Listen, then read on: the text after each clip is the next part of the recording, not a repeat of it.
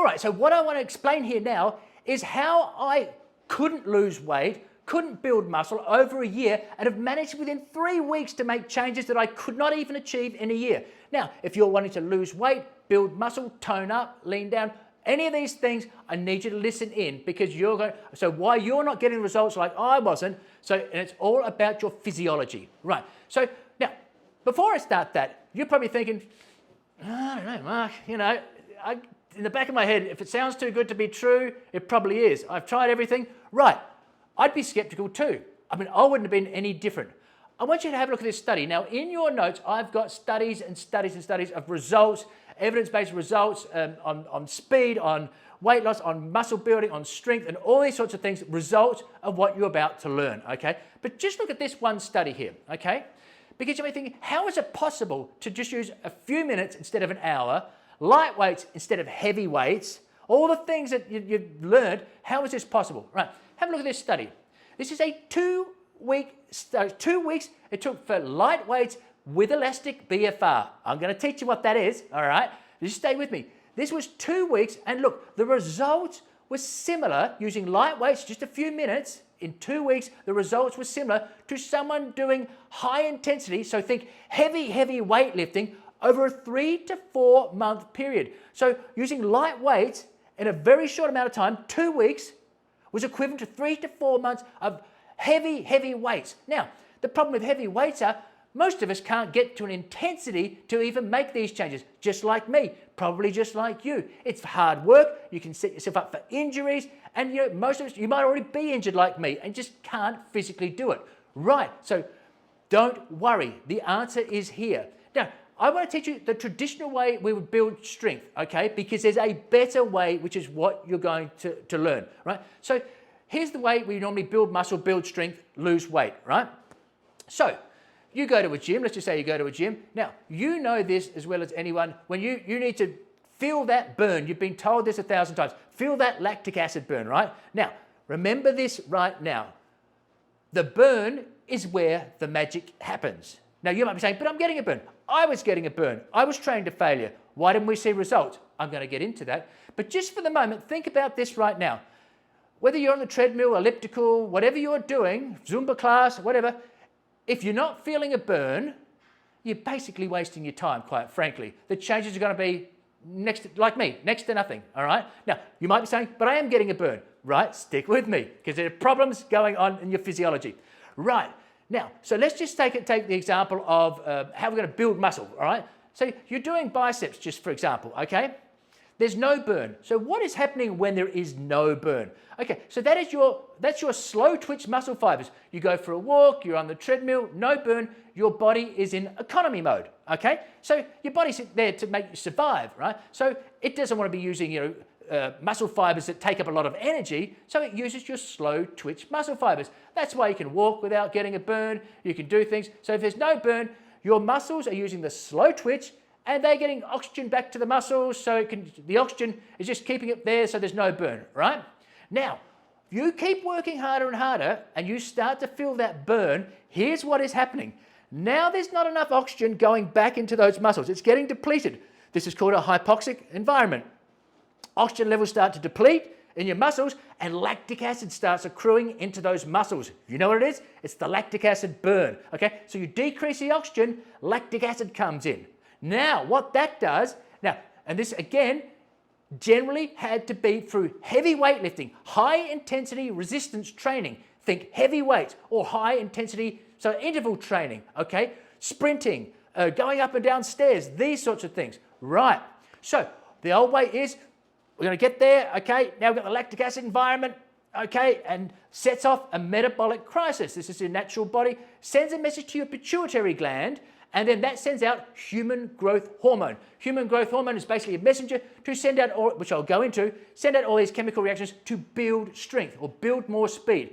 Because your body doesn't know if you're in the gym or getting chased by a saber-toothed tiger. And if you're running and you don't have enough speed, it needs you to survive, so it goes into the fast twitch muscle fibers. It switches from slow twitch into the fast twitch, okay?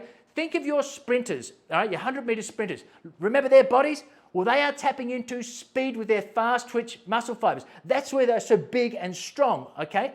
think of your marathon runners. Well, they're not big and strong and huge and muscly, are they? Because that's just too much weight for the body. They're working on slow twitch muscle fibers all the time. So they can run for miles and miles and miles, or walk for miles and miles and miles. Okay, so slow twitch muscle fibers, once they deplete their oxygen, that's when you start getting the burn from the lactic acid. It sends a signal to the brain, the pituitary gland, human growth hormone is released, and then all of these changes to build muscle strength, this sort of thing. And that was always done from heavy lifting, okay? You know that, heavy lifting, burn, failure, and then it breaks down muscle fibers. That's why you get sore afterwards, creates micro tears, inflammation, okay? That's why you have to go pecs and back on Monday, and then you do your legs the next day, and you've got to wait for a couple of days to recover, right? Because you're going to be sore, you've broken down muscle fibers. Okay, there is a much better way. I train every day. I'm never sore, neither will you be. So I train every day, right out the back here, right behind me. I train every day. I am never sore, nor will you be, and I'm finally seeing results, which you will be, whether it's gaining strength, building muscle, toning up, losing weight, or just like me. I want you to do all of that, and we're finally seeing results. Now, but before we go any further, because you might be thinking, how is it possible to do low intensity exercise and then get these incredible results? Like doing 10 minutes instead of an hour? How is this possible? All right, I'm going to get to that, but before, how is it possible that we never saw results before? We decreased the oxygen. We had burning in our muscles. We trained to failure. We got the burn. How is it possible that we didn't get results? I'm going to explain that. So I want to teach you exactly what's going on so that you understand as crystal clear why you didn't have a problem in your 20s building muscle, getting stronger, losing weight, and why we do now, okay? Why you're not seeing results and why I didn't for over a year either. Not losing weight, not getting stronger. So what is actually going on here? Right, we know our bodies, our metabolism slows down as we age, right? We know that, you've heard of that, I'm sure, okay? We get our dad bods, can't build muscle, can't lose weight, right? So, but if we were getting the burn, we were dropping off. So let's just go back to that, okay? When you want to get stronger, make changes, lose weight, what do we want to do? We want to get that lactic acid burn. How do we do that? We have to fatigue the slow twitch muscle fibers to a point where they are deoxygenated, called a hypoxic environment, to then, what happens from then? We get the lactic acid in there. That creates that burn. That sets off a metabolic crisis. A message goes to the brain, specifically to the pituitary gland, to release human growth hormone to make changes to the body. Make it stronger. Make it faster. Increase these fast twitch muscle fibers. So you get stronger, faster, leaner, and all these sorts of things. So why isn't it working? Right. Well, let me show you something. So what we need to do is have a very strong human growth hormone surge. Have a look at this graph. Look at this graph. This is your human growth hormone, and look where you're about 30 to 35, okay? Human growth hormone has just dropped off a cliff. So there's not the same amount to access as we did when we were in our 20s, okay? Before we could access it because there was a lot more. And again, from an evolutionary standpoint, well, that's what the body's doing. It's kind of like, yeah, because we weren't really meant to, you know, we just procreate the species, okay, have babies, okay, basically your job's done from an evolutionary point of the body, okay? So it doesn't need all this human growth hormone. So that's problem number one, okay? Human growth hormone, the biggest signal, and the more human growth hormone we can get surging into our system, the bigger adaptive effects are going to happen from that, right? So what are the ways that we can get surges of human growth hormone? Well, these people have synthetic human growth hormone. There's no way I would put synthetic human growth hormone into my body personally, with the risks involved, the costs, and goodness knows what else. So that's out for me.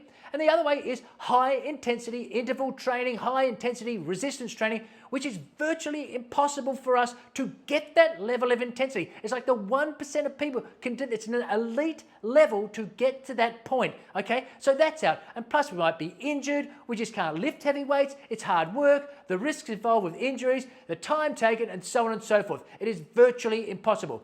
So there's also the way I'm going to teach you. Look at this. You see here, what we're doing here, that top, there's hardly any human growth hormone, but what we're doing, look at that. There is a 25 times greater surge of human growth hormone with what we're going to do. So that is number one, right? Human growth hormone, the bigger message we can get to that pituitary gland, send out as much, give me a surge of human growth hormone plus nitric oxide, which I'm going to talk to you about, which is the thing that will give you this fantastic buzz. Right, but let's just see. So what, okay, so we can tap into that, great, but let's have a look at this other graph, okay? Have a look at this graph here. So the more oxygen we can deplete out of the muscles, right? We can get that oxygen down further and further and further. That'll create more lactic acid, a greater fatigue in the muscles, more burn, if you will, and that is going to send a bigger surge of human growth hormone, okay? So that's what we're going to be doing. So you can see this scale here. This is a person doing bicep curls and going to failure, the same amount of weight, going to failure, and you can see that very little, around about 30% oxygen depletion, right? With what we're doing, same weight, what we're doing, or lighter weights, and what we're doing here, and we're going to deplete that oxygen. The more you deplete that oxygen, again, safely, no problem, depleting that oxygen in the muscle creates more lactic acid, which sends a much bigger signal to the pituitary gland. More surge of human growth hormone, right? So that's what we need to do. If we can tap into that, we'll hack the system. Light weights, light intensity exercise, and be able to decrease our oxygen, get a much bigger signal, a way bigger surge of human growth hormone, and that's how we lose weight and build muscle and build strength and tone up by doing that. So that brings us to, what are we going to do?